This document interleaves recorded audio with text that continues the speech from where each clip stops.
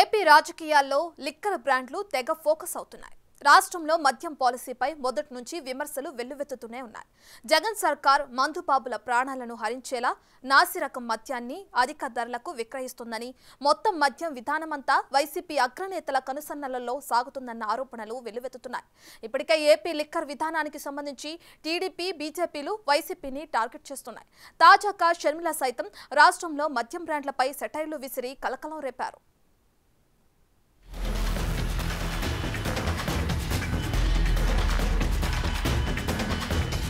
మూడు దశల్లో మద్య నిషేధం అమలు చేస్తాం. ఎన్నికల ముందు వైసీపీ రిలీజ్ చేసిన నవరత్నాల మేనిఫెస్టోలో ఇచ్చిన హామీ ఇది. అంత ఘనంగా మద్య నిషేధం అమలు చేస్తామని ప్రకటించిన వైసీపీ 5 ఏళ్లు గడిచిపోతున్నా ఆ హామీని పట్టించుకోకపోవడం విమర్శల పాలవుతోంది. అయితే గుడివాడ అమర్నాథ్ లాంటి మంత్రులు అసలు మద్య నిషేధంపై తాము ఎలాంటి హామీ ఇవ్వలేదంటున్నారనుకోండి. వైసీపీ అధికారంలోకి వచ్చిన తర్వాత మద్యం అమ్మకాలు పూర్తిగా ప్రభుత్వ పరమయ్యాయి. వివిధ కంపెనీల నుంచి కొనుగోలు చేసిన బ్రాండ్లని ఏపీలో ఎక్సైజ్ శాఖ ఆధ్వర్యంలోనే విక్రయిస్తున్నారు.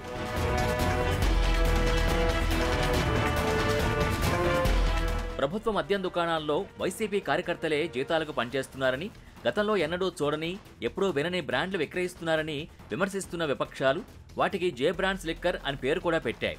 ఈ జే బ్రాండ్ మద్యంతో ప్రజల ప్రాణాలు గాల్లో కలిసిపోతున్నాయని ప్రతిపక్షాలు ఆరోపణలు గుప్పిస్తున్నాయి. తాజాగా కడప జిల్లా వచ్చిన షర్మిల తాను దివంగత వైఎస్ బిడ్డనే, వైఎస్ షర్మిలారెడ్డిని అని స్పష్టం చేశారు.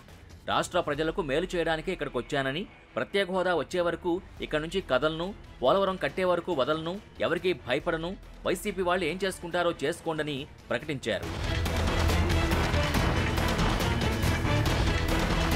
వైఎస్ ఉన్నంతకాలం బీజేపీ విధానాల్ని వ్యతిరేకించేవారని, అలాంటిది మైనార్టీలు, క్రిస్టియన్లపై బీజేపీ దాడులు చేస్తుంటే జగన్ స్పందించడం లేదని విమర్శించారు. వైఎస్ ఆశయాల్ని కొనసాగించలేని మీరు ఆయన వారసులు ఎలా అవుతారు? పోలవరం గురించి అడిగే సత్తా లేదు, హోదా కోసం మాట్లాడే పరిస్థితి లేదని షర్మిల వరుస విమర్శలు గుప్పించారు. నేను రాజశేఖర రెడ్డి బిడ్డను. పులి కడుపున పులే పుడుతుంది. రాజశేఖర రెడ్డి రక్తం నాలో ప్రవహిస్తుంది. నేను రాజశేఖర రెడ్డి బిడ్డ వైఎస్ షర్మిలా రెడ్డి. నా పేరు ఇదే, నా ఉనికి ఇదే. ఎవరు కాదన్నా, ఎవరు అవునన్నా, ఎవరు గీ పెట్టినా నేను వైఎస్ షర్మిలా రెడ్డి. ఆంధ్ర రాష్ట్ర ప్రజలకు మేలు చేయడానికే ఇక్కడికి వచ్చాం. నా గుండెలో నిజాయితీ ఉంది. ఆంధ్ర రాష్ట్ర ప్రజలకు వాళ్ళ హక్కులు కల్పించాలని రాజశేఖర రెడ్డి బిడ్డ ఈరోజు తన పుట్టినింటిలో ఆంధ్ర రాష్ట్రంలో అడుగుపెట్టింది. నిలబడుతుంది, కొట్లాడుతుంది. ప్రత్యేక హోదా వచ్చేంత వరకు రాజశేఖర రెడ్డి బిడ్డ ఇక్కడ నుంచి కదలదు. పోలవరం వచ్చేంత వరకు రాజశేఖర రెడ్డి బిడ్డ ఇక్కడ నుంచి కదలదు. మన రాష్ట్రానికి, మన బిడ్డలకు ఉద్యోగాలు రావాలి, మన రాష్ట్రం అభివృద్ధి చెందాలి. అంతవరకు రాజశేఖర రెడ్డి బిడ్డ తన పుట్టింటి నుంచి కదలదు. మీ ఇష్టం వచ్చింది చేసుకోండి, ఎంత చేసుకుంటారో చేసుకోండి, ఏం పిక్కుంటారో పిక్కోండి. ఇక్కడ భయపడే వాళ్ళు ఎవ్వరూ లేరు. ఇక్కడ ఉన్నది రాజశేఖర రెడ్డి బిడ్డ. ఖబర్దార్. ఆ క్రమంలో ఆమె ఏపీలో కల్తీ మద్యం విక్రయిస్తున్నారని ధ్వజమెత్తారు. కల్తీ లిక్కర్ కారణంగా ఇతర రాష్ట్రాలతో పోలిస్తే ఆంధ్రప్రదేశ్లో 25% అధికంగా మరణాలు సంభవిస్తున్నాయని ఆరోపించారు. ఈ పాపం ప్రభుత్వానిది కాదా అని ప్రశ్నించారు. స్పెషల్ స్టేటస్ పేరుతో మద్యం బ్రాండ్ విక్రయిస్తున్నారని ఎద్దేవా చేశారు.